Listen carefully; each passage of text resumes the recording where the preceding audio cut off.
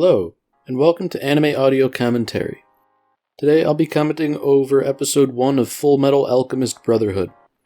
If you would like to watch along, then start watching now.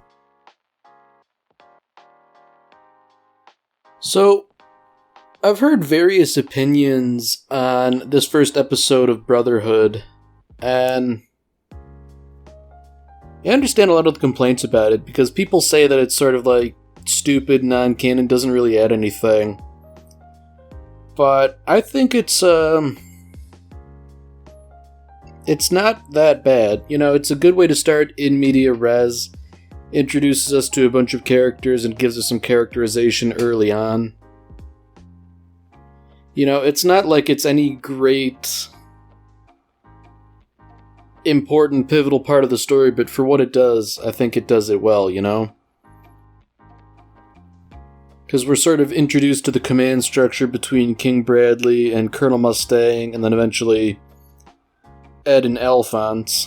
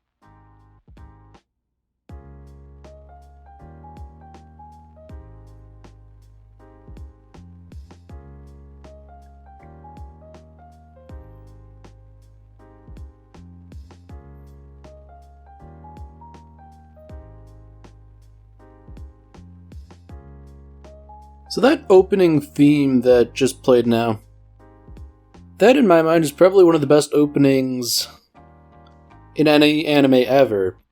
Not only is the music really good, but the visuals too are also really well thought out in my opinion. The visuals add,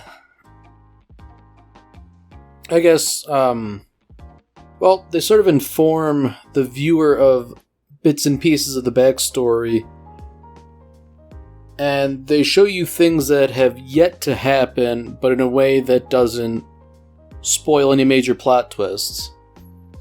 And in that regard, I think it's masterfully done. So here we have the first conflict between Ed and the Freezing Alchemist.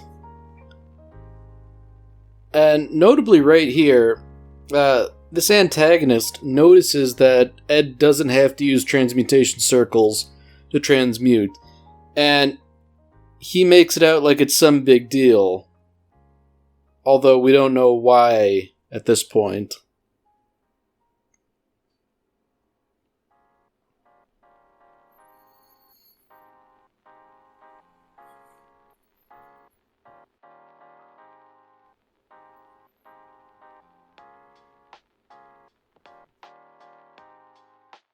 So, the Freezing Alchemist sort of does some deduction here based on what he already knew about Edward. And aside from this little, comedic beat, he sort of, deduces some rather uncomfortable information about Ed and Al.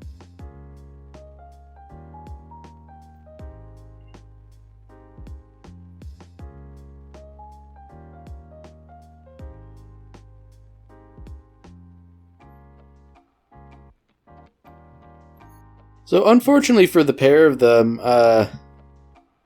Edward's temper has gotten the better of them, and Knowing what we do about the freezing alchemist, how resourceful he seemingly is, it was probably a better idea to have him fully restrained as Ed had previously.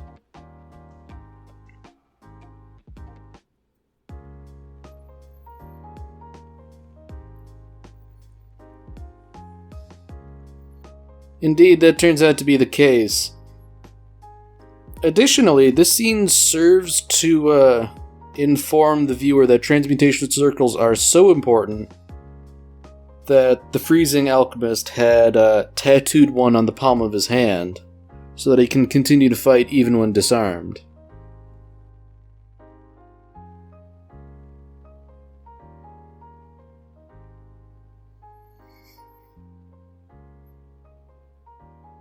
So this first scene here gives us a little insight into the relationship between Roy Mustang and the Elric brothers. It's not quite a professional relationship, even though it very likely should be. Mustang's almost like an older brother to them in a weird sort of way.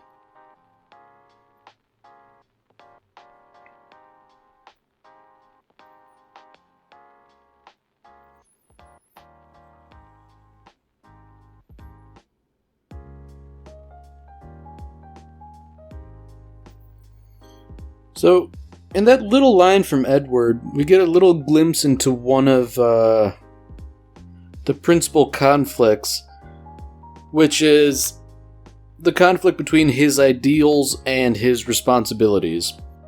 He's ostensibly working for the military, but he is adamant about not killing, and given that he's working for the military, those two things could very easily come into conflict.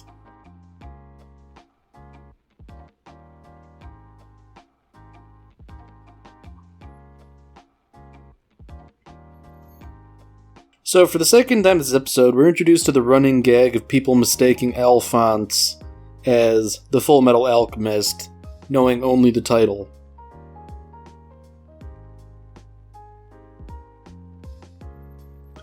Of course, the misunderstanding was just that, and Lieutenant Colonel Mays Hughes is rather affable, and he's very quick to make friends with the Elric brothers.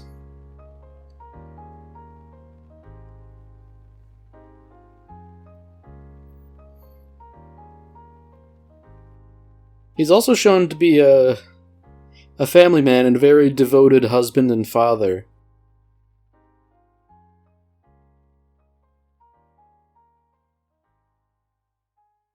Upon rewatching it, it's really only occurring to me now how often they pick on Ed for his height. This is the third time in less than 10 minutes.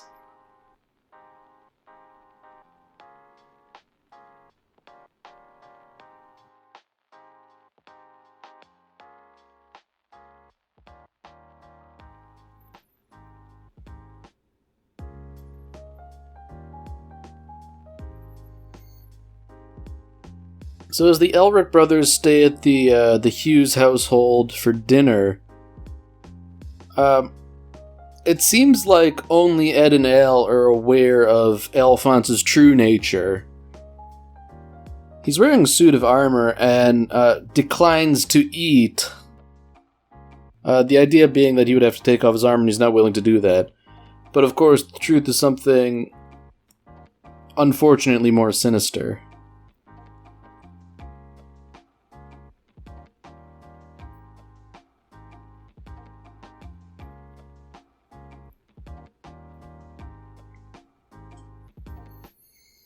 So interestingly, back in prison, the freezing alchemist is talking to Kimberly, the Crimson Alchemist.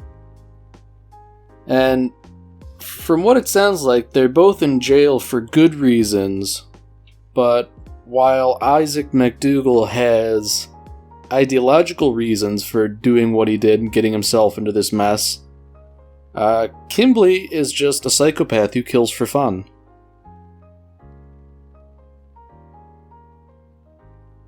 So, although they might do the same sort of things, they do it for vastly different reasons, and thus, Kimberly sees no reason to help him.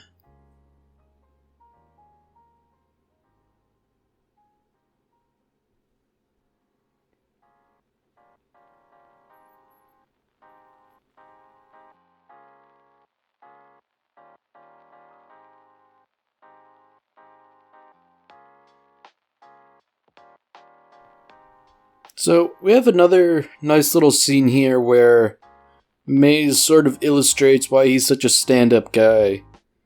He's unable to sleep, largely because he's concerned about the two Elric brothers. In part because they're so young, and in part because their occupation is what it is. Being essentially conscripts of the military.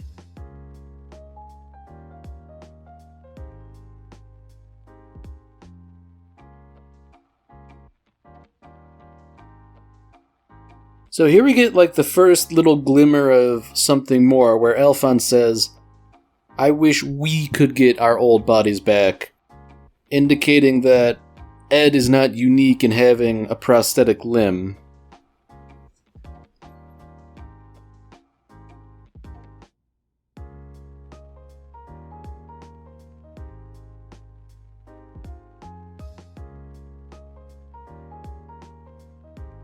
So the next day, things are escalating significantly. Isaac McDougal escaped, and he's basically Amestris' most wanted. Roy Mustang is going out in person to try and track him down, and security is heightened to extreme degrees.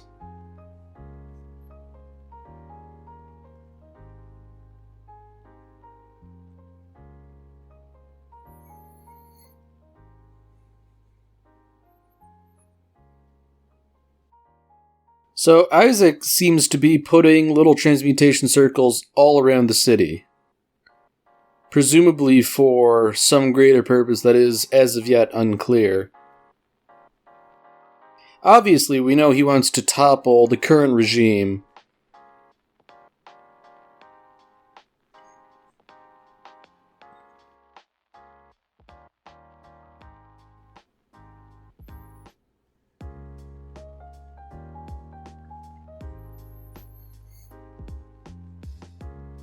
So McDougal has run into some heavy resistance in the form of Alex Louise Armstrong, another state alchemist.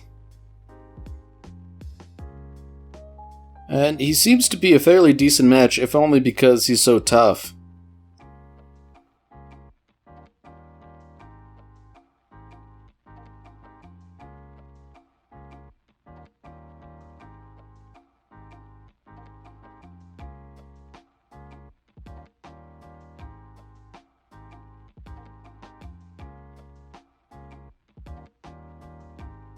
So interestingly enough, it seems like Roy and Isaac are somewhat familiar with each other. It somewhat makes sense considering that they're both state alchemists, but this seems to imply that they actually knew each other on a personal level. So unfortunately for Roy, Isaac McDougal is almost uniquely suited towards hard countering anything he can do.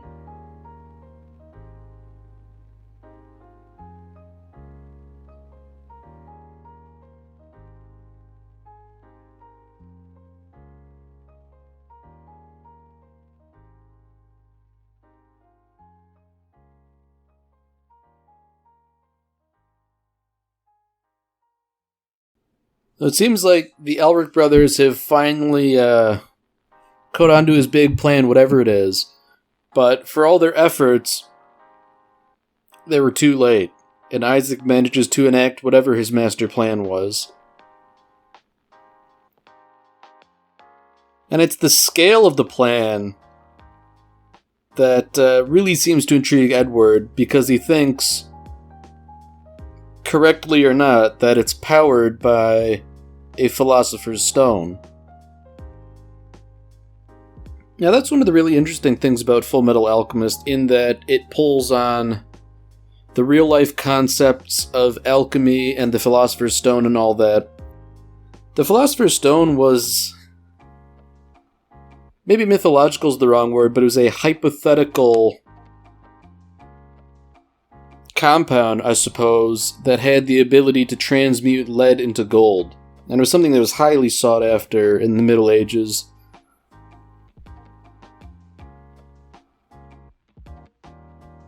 So, Edward, perhaps obviously, is very keen on getting his hands on a Philosopher's Stone, Isaac is denying it or just playing dumb. It's not entirely clear. So now that his alchemy is coming to fruition, he seems to be creating like a giant glacier of ice. And it seems utterly implacable no matter what's done to try and stop it. It's plowing straight through buildings like they're hardly even there. And what's worse, he seems to be attempting to freeze over the entire city.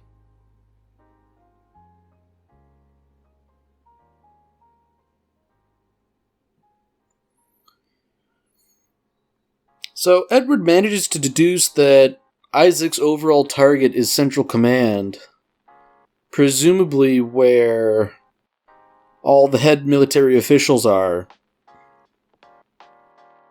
Pretty obvious he has a bone to pick with them, and it seems like his issue largely stems from crimes that were committed during a previous conflict.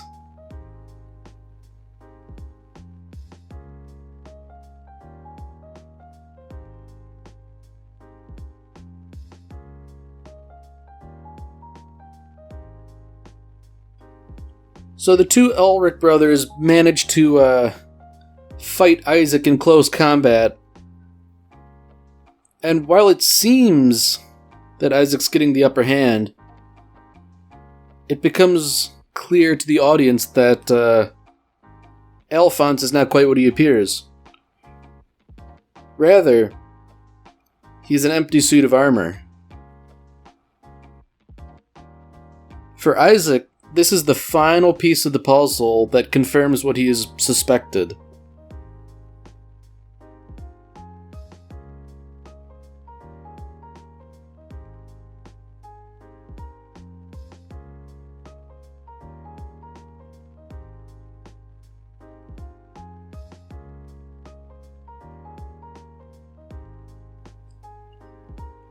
So Isaac accurately guesses that Alphonse and Edward had tried to commit human transmutation, and in doing so, they paid a horrible price.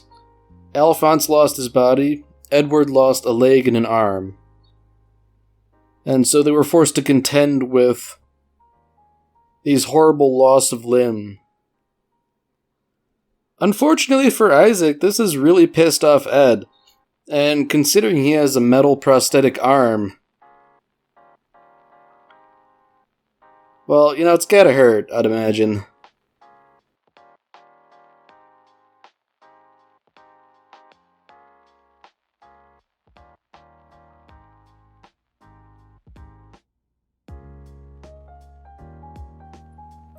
So at this point, considering he's already been beaten pretty severely, Isaac McDougal becomes what I would think to be a little unhinged, as he's using his alchemy on his own blood since there's no other water available. And beyond that, he declares that the Elric brothers are fools for trying to stop him because what he's doing is for the greater good.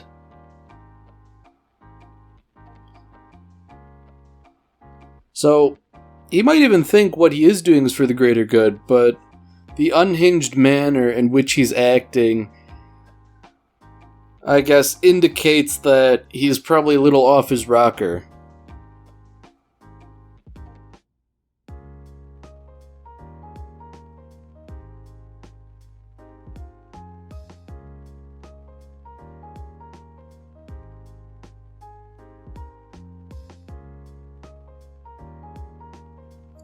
So Isaac manages to stumble away from the Elric brothers wounded, but he runs into Bradley, who we already sort of know is the head honcho here.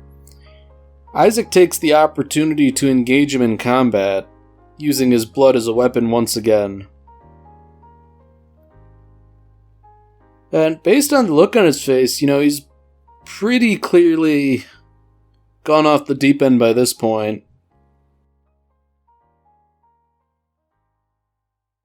Bradley, on the other hand, is very stoic, and he's able to cut him down with hardly any movement on his part.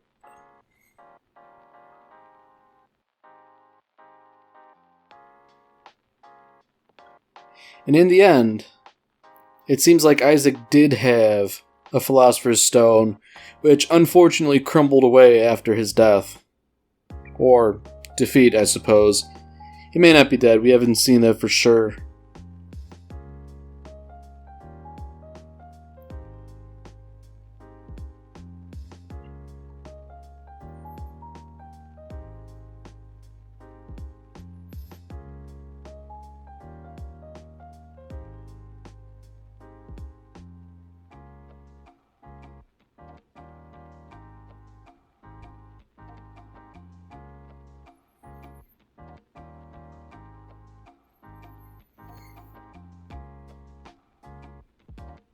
So interestingly enough, this is sort of the first interaction we have with Bradley, and he seems pretty affable himself in regards to talking about his encounter with Isaac.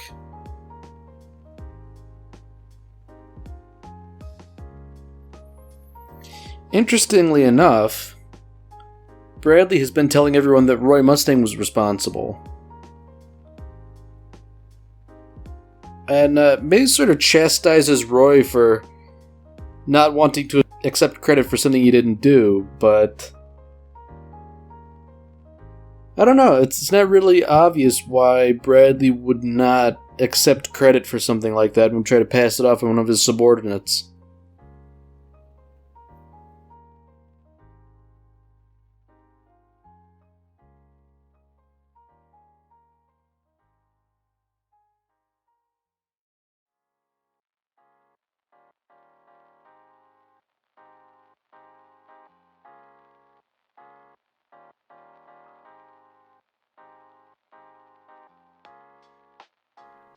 So meanwhile, we're introduced to a sultry femme fatale type character talking on the phone. And based on her conversation, Isaac was one of her confederates, and she is also aware of the Philosopher's Stone. So it seems like whatever Isaac was doing, he was part of something much bigger.